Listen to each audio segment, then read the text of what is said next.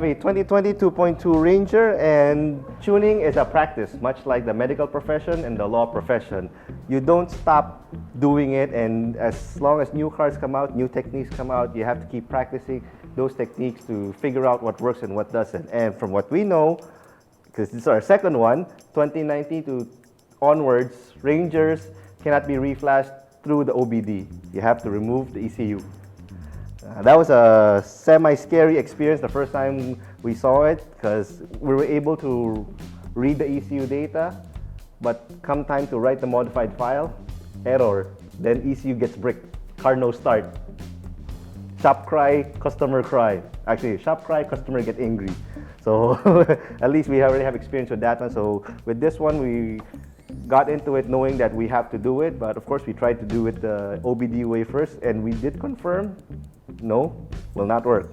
You have to open up the ECU, you have to pin it directly to read the data, and you have to pin it directly to write the data again.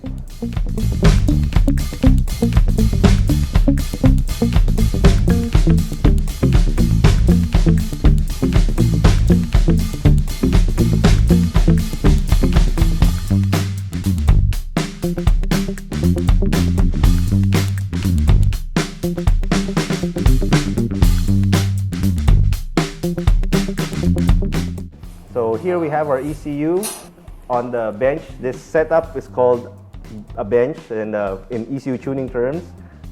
This is our K-tag. It's made by Alien Tech. This is what enables us to directly read and pin the ECU to read the thing from the chip itself. So it's really literally reflashing it. We get our instructions here from Alien Tech on what to pin, where to pin it, what wires to put, where to tap, and all of that. That comes with our yearly subscription to Alien Tech, and then it tells us step by step on what to do. So what we have here is the same thing as OBD. We have to identify the ECU first, then we can save the ECU ID.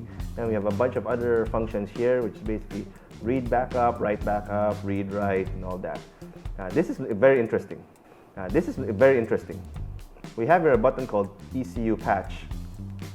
So apparently what happens is when you read the file itself from the ECU, the file itself is kind of locked. You cannot edit it by itself and then write it back to the ECU and expect it to run. It'll write back, but the car won't start. So Alien Tech includes a bunch of instructions down here that basically reads, to enable serial programming on this ECU, number 1, make a backup. Press the ECU patch button, select the backup file, wait for end of operation, then to edit the mentioned file, use the file labeled patch. So what ends up happening is we have something like this. We have here a backup file here, and then once it's performed the patch operation, it generates 4 additional files. All of this one. So this one, backup patch. There. This is the one that we now edit, and this is the one that we now write back, modified to make power. Yes, it sounds complicated the first time you hear it, but like I said, it's a practice. The more that you practice the technique, the better you get at it. So now what we're going to do is we're going to pin out the ECU and then read the data, then hopefully it all works.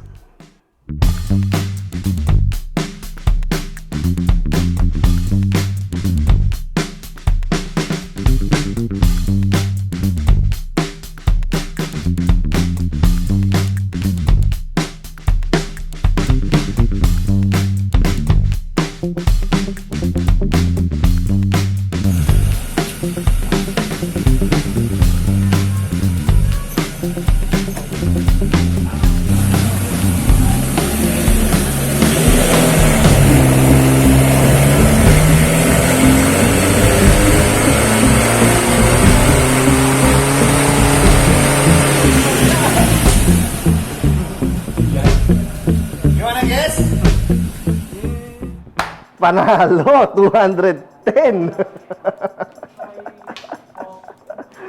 Up from 137 horses. In short, I guess meron talagang coaching support, because every other Ranger that we've dynoed, the 2.2 ones, 2017 and onwards, actually should be about 160, maybe 150 horses stock. This one was kind of sad at 137, even with the exhaust. So wala, mayroon talagang coaching support. at least we're able to do something about it. So now it's at 210, at par with pretty much everything else that we've done. And then torque-wise, we went from 325 Newton meters to 550 Newton meters. Big fat torque over here. Yeah. Pag umulan nga, mainit. Pagkaso ulan, mainit. Lakas naman doon. Pero itong pickup na to, may attitude to. Yung kahit nung nakaraan, gusto niyang parang sumibat na yung maintindihan. Parang yun yung renereklamo din ng pinsan ko pagka ginagamit na. Really? Okay. Yung parang may bigla lang.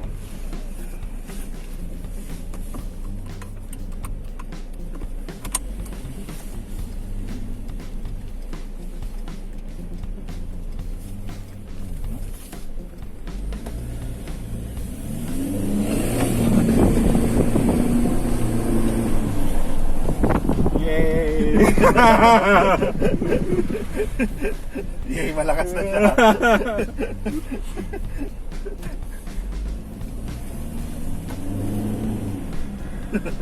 Super layo nito dun sa dati.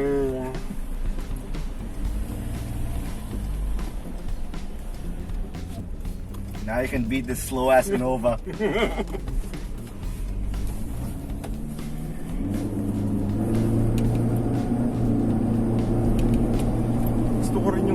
Gusto ko rin yung tunog niya. Good, eh? More like exhaust.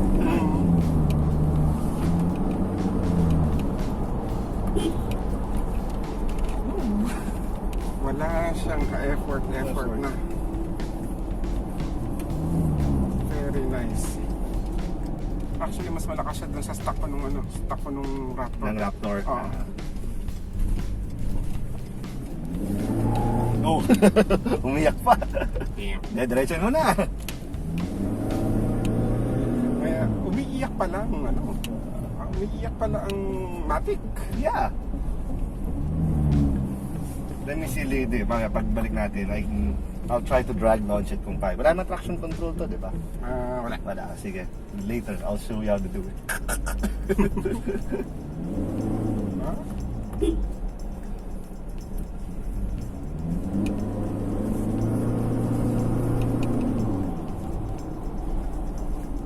Ang galing Sige, sa stoplight kanan. Nakakaliw yung niya. Nakakaliw yung sibat. Para siyang, exactly yung mask na tapos... I think it's more than just a mask. It's mask, no mask but steroids.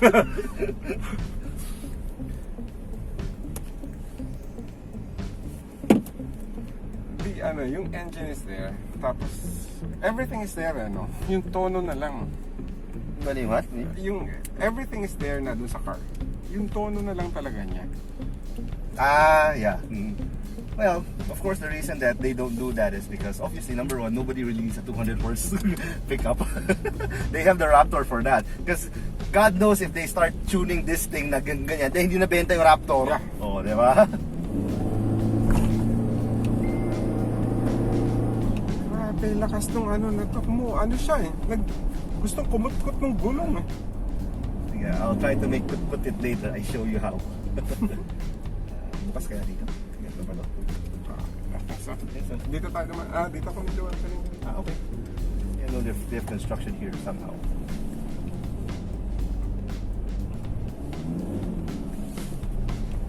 Meron pa isa kanina na nakasagutan ko sa Ford Raptor Club may nagtatanong, what's your opinion on chips? Sabi ko ito, unit chip, ganyan. Tapos may sumagot. Tapos para sa akin, the best pa rin ang stock, wag nyo nakalikutin. Tapos sinagot ko nun. So by your statement, you mean the entire aftermarket of wheels, bull bar, suspension, and all of that is utter BS because stock is best? Ano sagot? Sagot niya. Ang sinasabi ko, sir, sa chip, kasi para sa akin malakas na yung Raptor obviously yung nagtatanong hindi nalalakasan dyan, gusto mo magpalakas, since wala kang balak mag-chip at magpalakas, huwag ka na magsalita. Your opinion is not valid. That's about it. Kahit yung mga ganung tao, wala kang magka-experience about nag-uusapan mo, tapos ganyan. Nag-aaral sila ng sarili.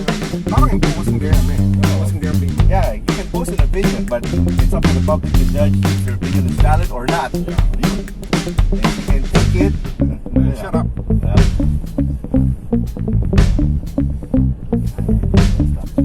Meron pa nga sa other end, sa autobahn naman, nakasabay ko lang.